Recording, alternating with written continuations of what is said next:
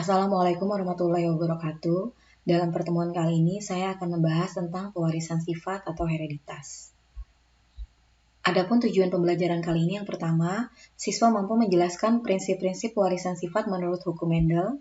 Yang kedua, siswa mampu menghitung perbandingan rasio fenotip dan genotip pada persilangan monohibrid dan dihibrid.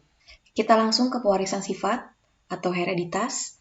Nah, ilmu yang mempelajari tentang pewarisan sifat itu namanya adalah ilmu genetika. Nah, yang terkenal sebagai bapak genetika modern itu adalah Gregor Johann Mendel. Ini fotonya. Bapak Mendel itu yang menemukan prinsip-prinsip dari pewarisan sifat. Mendel menemukan prinsip-prinsip tersebut berdasarkan hasil eksperimen dengan menggunakan kacang erkis atau dikenal juga dengan nama Pisum sativum. Ada beberapa alasan kenapa Mendel memilih kacang erkis sebagai objek percobaan. Yang pertama, kacang erkis itu dapat melakukan penyerbukan sendiri atau autogami dan mudah juga untuk melakukan perkawinan silang. Kemudian, kacang erkis itu cepat melakukan reproduksi sehingga cepat juga menghasilkan biji dan keturunan yang banyak. Yang paling penting, kacang erkis itu memiliki banyak sifat beda yang sangat kontras, sehingga gampang untuk dibedakannya. Nah, ini contohnya beberapa perbedaan dari kacang erkis yang memang terlihat kontras. Bisa dilihat dari panjang batang, ada yang tinggi pendek, letak bunga di ketiak dan juga ujung batang, bentuk polong ada yang halus dan keriput, warna polong ada yang hijau dan kuning, warna bunga ada yang ungu dan putih, bentuk biji ada yang bulat dan keriput, dan warna biji ada yang kuning dan hijau. Jadi sangat terlihat kontras perbedaannya. Berdasarkan hasil eksperimen tersebut, Mendel menemukan bahwa pewarisan sifat dari induk kepada keturunannya mengikuti suatu pola tertentu yang dikenal dengan nama hukum Mendel. Hukum Mendel ada dua. Yang pertama, hukum segregasi. Isinya, setiap gen di dalam alel mengalami pemisahan atau segregasi secara bebas saat pembentukan gamet. Hukum Mendel yang kedua itu hukum asortasi. Isinya, setiap gen di dalam gamet akan bergabung atau asortasi secara bebas pada saat membentukan individu baru. Intinya seperti ini ya. Setiap orang tua atau induk mewarisi sifat kepada keturunannya itu melalui gamet atau sel kelamin. Sel kelamin itu ada ovum dan sperma. Pada saat mau pembentukan ovum dan sperma, terjadilah hukum segregasi dan juga hukum asortasi. Maksudnya, pada saat pembentukan gamet, setiap gen-gen di dalam sel tubuh induk kita itu berpasangan atau dalam bentuk alel. Nah, dia akan memisah. Pemisahan itu terjadi secara bebas, terjadilah hukum segregasi. Karena pemisahan secara bebas, makanya setiap gamet di dalam tubuh kita itu hanya mewakili setengah dari sifat orang tua kita. Jadi setengah dari bapak, setengah dari ibu. Setengah bapak dan setengah ibu bersatu menjadi kita, jadilah satu individu. Di dalam tubuh kita, itu sifat itu tidak hanya satu, sifatnya ada banyak.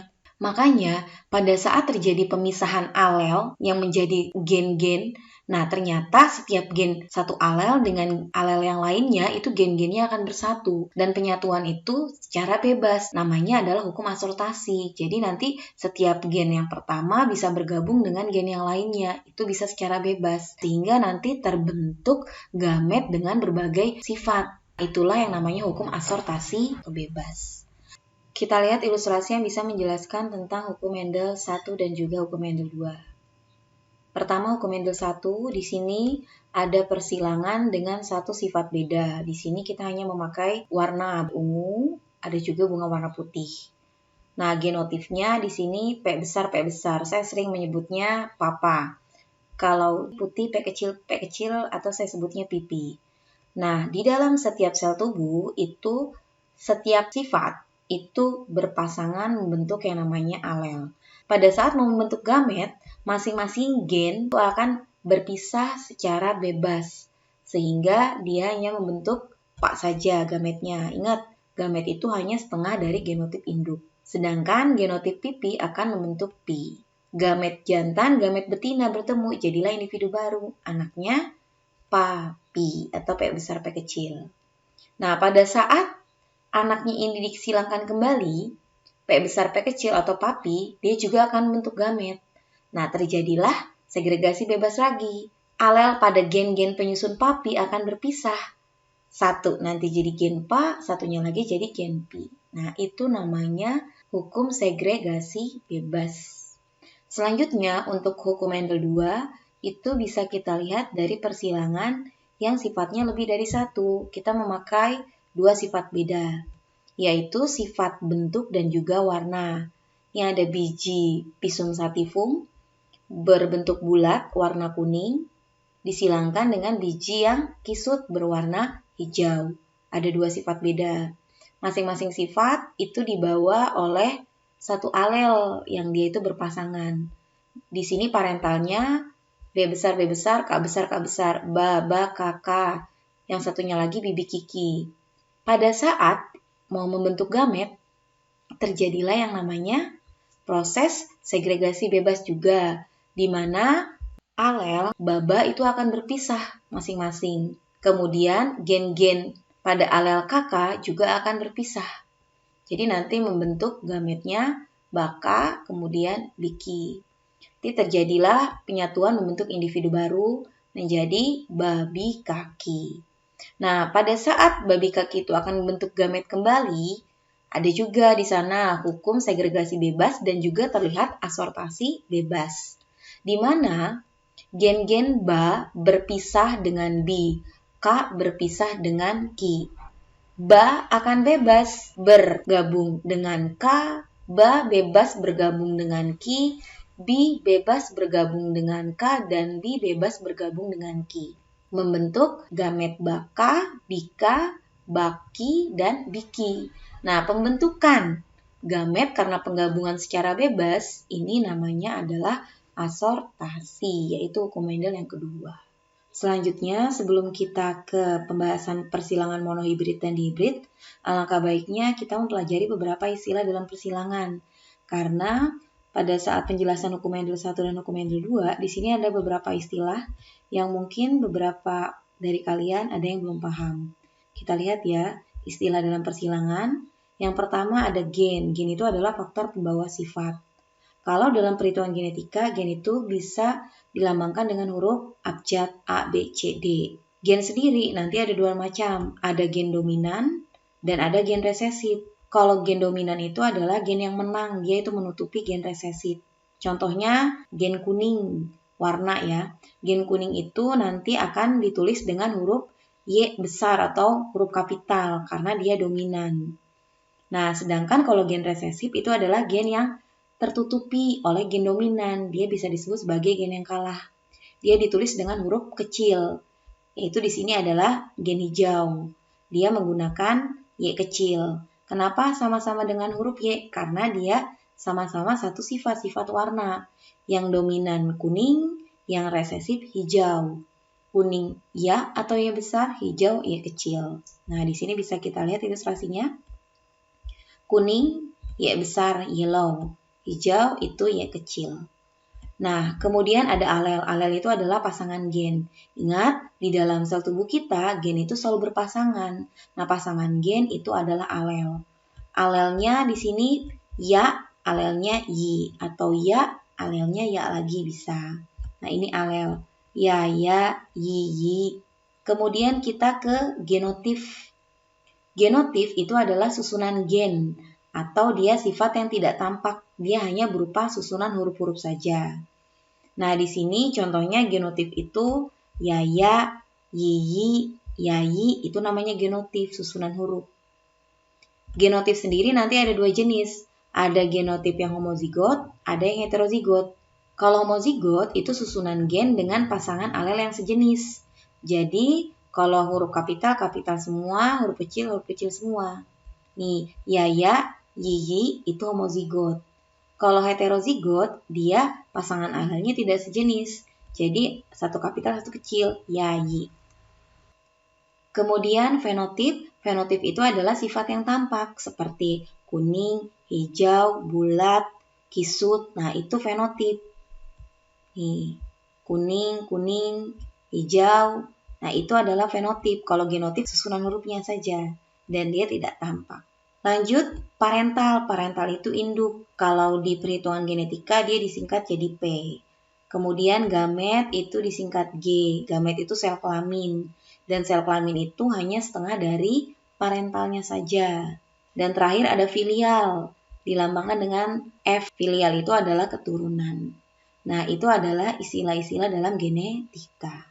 Setelah mengetahui beberapa istilah dalam persilangan, kita juga harus mengetahui cara menentukan gamet. Karena cara penentuan gamet ini sangat penting untuk bisa melakukan persilangan, baik monohibrid maupun dihibrid. Rumus menentukan jumlah gamet. Nah, di sini untuk menentukan jumlah macam gamet, rumusnya 2 pangkat N, di mana N itu adalah jumlah gen yang sifatnya heterozigot. Heterozigot itu yang alelnya beda, seperti A besar, A kecil, AI, babi, caci, satu kapital, satu huruf kecil ya. Kita ambil contoh, tentukan macam gamet dari genotip berikut. Yang pertama, A mami, B babi rari, yang C wawa, caci, riri. Kita jawab, yang A, mami. Mami itu ada berapa yang heterozigot? Ada 1 ya, mami itu heterozigot. Berarti 2 pangkat N di mana N-nya 1. 2 pangkat 1 sama dengan 2. Berarti jumlah macam gametnya ada 2. 2 itu apa saja? Ingat, gamet itu hanya setengah dari genotip. Kalau genotipnya 2 huruf, berarti gametnya hanya terdiri dari 1 huruf, perwakilan dari masing-masing alel, jadi hanya diambil 1 gen saja, yaitu ada ma dan juga mi. Makanya jumlahnya ada 2 macam gamet, yaitu ma dan mi. Kemudian kita lihat contoh yang kedua, genotip babi rari. Ada berapa yang heterozigot?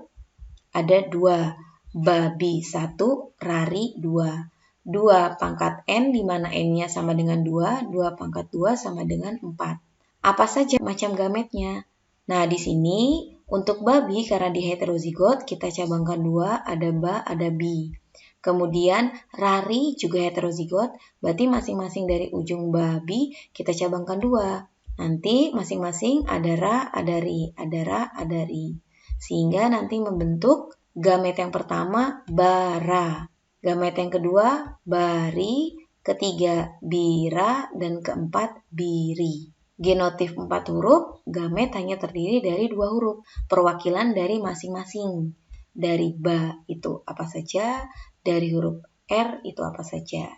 Jadi, jumlah macam gametnya ada 4, yaitu bara, bari, bira, dan biri. Selanjutnya dengan 3 sifat beda. Wawa, caci, riri. Ada berapa yang heterozigot? Ada 1. Karena wawa homozigot, caci heterozigot, riri homozigot. 2 pangkat N di mana N-nya sama dengan 1. 2 pangkat 1 sama dengan 2. Jadi hanya ada 2 macam saja. Apa saja? Karena wawa homozigot berarti dia nggak usah dicabangkan, langsung wa. Kemudian caci heterozigot cabangkan 2. Ada ca, ada ci. Riri homozigot, berarti tidak dicabangkan, lurus saja, riri. Sehingga nanti gametnya wa cari, wa ciri. Tuh. Jumlah gametnya macamnya ada 2, yaitu wacari dan waciri. Nah, itu cara menentukan gamet. Sekarang kita baru bahas persilangan monohibrid. Persilangan monohibrid itu adalah persilangan dengan satu sifat beda. Berarti hanya ada satu jenis huruf saja. Huruf A saja, B saja, C saja ya. Nah, di sini persilangan monohibrid nanti kita bagi 2. Yang pertama persilangan monohibrid yang dominan. Berarti kalau dominan itu ada yang menang, ada juga yang kalah. Langsung ke contoh. Bunga warna ungu, papa disilangkan dengan bunga berwarna putih pipi. Jika keturunan pertama atau F1 100% berwarna ungu, tentukan rasio genotip dan fenotip F2-nya. Nah, dia monohibrid yang dominan. Kenapa? Karena nanti F1 keturunannya sifatnya berwarna ungu. Ungu itu menang ya intinya ya. Nah, di sini kita jawab. Generasi induk atau parental. Bunga warna ungu, papa disilangkan dengan warna putih pipi. Gamet dari papa, pa, pipi, pi. Jadilah anaknya papi. Ini generasi F1 berwarna ungu. Nah, di sini karena dia bersifat dominan, walaupun genotipnya papi, tetap dia fenotipnya ungu ya. Selanjutnya, kita cari F2. Caranya F1 disilangkan dengan F1. Bunga warna ungu genotip papi dengan ungu genotip papi. Gamet dari papi berarti ada dua macam. Ada pa dan pi. Pa dan pi. Karena dia heterozigot 2 pangkat 1 sama dengan 2. Jadi masing-masing menghasilkan dua macam gamet. Kemudian gamet itu akan kita silangkan. Di sini dibuat dalam bentuk papan catur biar mudah dalam menentukan generasi F2-nya. Di sini untuk menyimpan gamet jantan, papi. Di sini untuk menyimpan gamet betina, papi. Kita gabungkan, pa ketemu pa jadinya papa. Pa ketemu pi jadinya papi. Pi ketemu pa jadinya papi. Walaupun depannya pi tetap yang kapital taruh di depan. Kemudian terakhir pi ketemu pi jadinya pipi. Nah, di sini warna ungunya ada 3, warna putihnya ada 1. Walaupun dia berbentuk papi, tetap berwarna ungu karena gen Pa dominan terhadap gen Pi. Nah, sekarang kita cari rasio genotip dan fenotip F2 seperti yang diminta soal. Rasio itu perbandingan, genotip itu adalah susunan hurufnya. Rasio genotip pada F2 ada berapa macam sih susunan hurufnya? Nah, di sini ada berapa jenis? Ada papa, papi, pipi. Ada 3 jenis. Papa ada 1, papi ada 2, dan pipi ada 1. Jadi rasio genotipnya 1:2:1. Sedangkan rasio fenotip itu adalah penampakan atau sifat yang terlihat. Nah, sifat yang terlihat warna apa aja? Di sini ungu, putih. Berarti ada 2 jenis warna, ungu dan putih. Ungunya ada 3, putihnya ada 1. Jadi rasio fenotipnya ungu banding putih yaitu 3:1. Itu persilangan monohibrid yang dominan. Sekarang kita ke persilangan monohibrid yang kedua, yaitu persilangan monohibrid intermediate. Apa itu intermediate? Intermediate itu ada sifat dua-duanya itu tidak mau saling mengalah, jadi saling mengeluarkan fenotipnya. Jadi nanti anaknya itu fenotipnya campuran antara kedua gen induknya. Nah, di sini contohnya bunga berwarna merah mama disilangkan dengan bunga berwarna putih mimi. Jika keturunan F1 100% berwarna merah muda, nah berarti dia berbeda dari kedua induk. Tentukan rasio genotip dan fenotip F2-nya. Nah, itu intermediate karena F1-nya tidak sama dengan salah satu induk. Kita jawab, parental orang tuanya bunga warna merah mama disilangkan dengan bunga warna putih mimi. Gamet yang dibentuk dari mama hanya satu jenis, karena apa? Tidak ada yang heterozigot. Mama sama dengan 2 pangkat N, N-nya sama dengan 0. 2 pangkat 0 sama dengan 1. Ingat, setiap angka dipangkatkan 0 itu pasti nilainya 1. Jadi cuma ada ma gametnya. Di sini mimi gametnya mi. Kemudian bertemu, terjadi fertilisasi, terbentuklah F1 mami. Nah, mami itu merah muda, gabungan warna merah dan warna putih. Selanjutnya, untuk mencari F2, kita silangkan sesama F1. Jadi, mami dikawinkan dengan mami. Merah muda dikawinkan dengan merah muda. Membentuk gamet ada 2. Ada ma, ada mi. Ada ma, ada mi. Nah, sekarang kita buat papan catur. Gamet yang pertama kita letakkan di sini, mi. Gamet yang kedua kita letakkan di sini, mami. Jadi, ma ketemu ma jadinya mama. Ma ketemu mi jadinya mami. Mi ketemu ma jadinya mami. Dan mi ketemu mi jadinya mimi. Sehingga rasio genotip atau berapa macam susunan hurufnya ada mama, mami, dan mimi. Mamanya ada 1, maminya 2, miminya 1. Jadi 1:2:1. Sedangkan rasio fenotip atau penampakan yang terlihat ada yang berwarna merah, ada yang berwarna pink atau merah muda, dan ada yang berwarna putih. Merah 1, merah muda 2, dan putih 1. Jadi perbandingannya 1:2:1. Lanjut ke persilangan dihibrid. Persilangan dihibrid itu adalah persilangan dengan dua sifat beda. Berarti nanti ada dua jenis huruf. Kita lihat contoh soal. Disilangkan tanaman Pisum sativum bergalur murni biji bulat warna kuning baba kakak dengan galur murni biji kisut warna hijau bibi kiki. Catatan ya, galur murni itu dalam keadaan homozigot. Lanjut, gen Ba bulat dominan terhadap gen B kisut dan gen K kuning dominan terhadap gen Q hijau. Tentukan rasio fenotip dan genotip pada F2. Nah, kita jawab. Disilangkan bulat kuning dengan kisut hijau, parentalnya baba kakak dan bibi kiki. Gamet yang dibentuk dari baba kakak itu hanya ada satu, karena tidak ada yang heterozigot. 2 × 0 sama dengan 1. Jadilah baka. Dan bibi kiki jadilah biki. Sehingga menghasilkan keturunan babi kaki. Rasio fenotip dan genotipnya, genotip F1-nya babi kaki 100% karena hanya satu. Rasio fenotip F1-nya itu adalah bulat kuning karena bulat dominan terhadap kisut dan kuning dominan terhadap hijau dan hanya satu berarti 100%. Selanjutnya untuk menentukan F2 berarti sesama F1 kita silangkan. Babi kaki kita silangkan dengan babi kaki. Nah, masing-masing akan membentuk gamet. Gamet yang terbentuk untuk babi kaki itu ada 4. Karena ada 2 yang heterozigot, 2 × 2 sama dengan 4. Apa saja di sini? Ada baka, bika, baki, dan biki.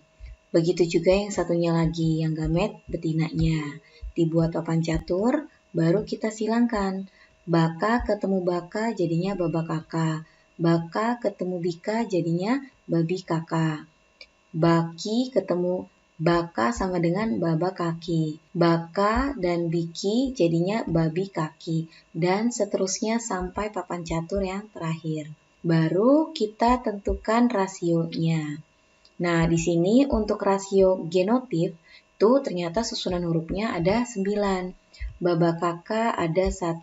Baba kaki ada 2 nih. Baba kiki itu ada 1. Dan seterusnya. Di sini apabila dihitung ada 9 macam genotip dan jumlahnya perbandingannya 1:2:1:2:4:2:1:1 dan banding 1. Sedangkan rasio genotipnya ada berapa macam penampakannya. Nah, di sini ada yang bulat kuning. Bulat kuning, bulat kuning, bulat kuning. Tuh 1, 2, 3, 4, 5, 6, 7, 8, 9. 9 bulat kuning. Kemudian bulat hijau 1, 2, 3. Bulat hijau 3. Kisut kuning 1, 2, 3. Dan terakhir kisut hijau itu ada 1. Makanya perbandingannya 9, 3, 3, 1. Oke, untuk lebih bisa paham lagi, kita lihat contoh soal. Contoh soal yang pertama, disilangkan kelinci hitam HH dengan kelinci putih hihi, menghasilkan F1 semuanya kelinci hitam.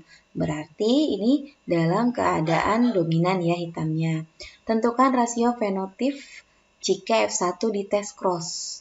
Yang B-nya berapa banyak anak kelinci yang berwarna putih jika jumlah hasil tes cross menghasilkan 8 anak kelinci. Berarti kita silangkan parentalnya. Kelinci hitam HH disilangkan dengan kelinci putih hihi. Menghasilkan gamet yang HH H dan yang hihi hi. Dan F1-nya ketemu HHI. Karena hitam dominan, makanya HHI fenotipnya hitam. Kemudian kita tes cross F1. Nah, tes cross itu artinya dia disilangkan dengan homozigot yang resesif. Jadi, HHI hitam dikawinkan dengan hihi putih. Nah, gamet yang terbentuk dari HHI ada 2, H dan Hi. Sedangkan yang putih hihi cuma ada 1. Dan kita silangkan, H ketemu Hi jadinya HHI. Hi ketemu Hi jadinya hihi. Sehingga rasio fenotip HHI itu hitam, hihi itu putih. Hitam 1, putih 1. Selanjutnya, berapakah jumlah kelinci putih dari hasil persilangan tes cross tersebut? Nah, kelinci putih itu ada 1 dari 2 kemungkinan, berarti 1/2. Dikali dengan total jumlah kelincinya 8. 1/2 dikali 8 sama dengan 4. Jadi, ada 4 ekor anak kelinci berwarna putih. Selanjutnya kita lihat contoh soal yang kedua. Disilangkan tanaman Pisum sativum biji bulat berwarna kuning, babi kaki, ini namanya double heterozigot ya, dengan biji kisut warna hijau, bibi kiki, gen ba bulat dominan terhadap gen B kisut, dan gen K kuning dominan terhadap gen Ki hijau. Tentukan A, persentase anak yang bersifat bulat hijau, dan B, berapa banyak anak yang bersifat kisut kuning jika jumlah hasil persilangan sebanyak 32 buah. Di sini kita langsung jawab permintaan soalnya. Yang A, kita langsung kawinkan babi kaki dengan bibi kiki. Babi kaki itu bulat kuning, disingkat bukun. Bibi kiki itu adalah kisut hijau, disingkat jadi kihi. Gamet yang dibentuk dari babi kaki ada 4. Baka, baki, bika, dan biki. Karena ada 2 yang heterozigot, 2/2 sama dengan 4. Sedangkan bibi kiki hanya ada 1, yaitu biki. Selanjutnya kita cari F1 dengan cara membentuk papan catur. Seperti ini. 4 gamet di sini, 1 gamet di sini. Baka ketemu biki jadinya babi kaki berwarna bulat kuning. Baki ketemu biki jadinya babi kiki bulat hijau. Bika ketemu biki jadinya babi kaki kisut kuning. Dan biki ketemu biki jadinya bibi kiki yaitu kisut hijau. Nah, persentase bulat hijau ada berapa? Bulat hijau itu ada 1 dari 4 anak. Berarti 1/4 dikali 100% sama dengan 25%. Selanjutnya, berapa jumlah yang kisut kuning? Kisut kuning itu ada berapa? 1 dari 4. Jadi 1/4 dikali 32. 32 dibagi 4 sama dengan 8. 8 kali 1, 8. Jadi jumlah anak yang kisut kuning itu ada 8. Nah, itu contoh soalnya ya. Jadi nanti ada banyak jenis tipe-tipe soal genetika. Harus sering berlatih biar makin bisa dan juga lancar. Mungkin itu saja yang bisa saya sampaikan. Akhir kata, saya ucapkan terima kasih. Assalamualaikum warahmatullahi wabarakatuh.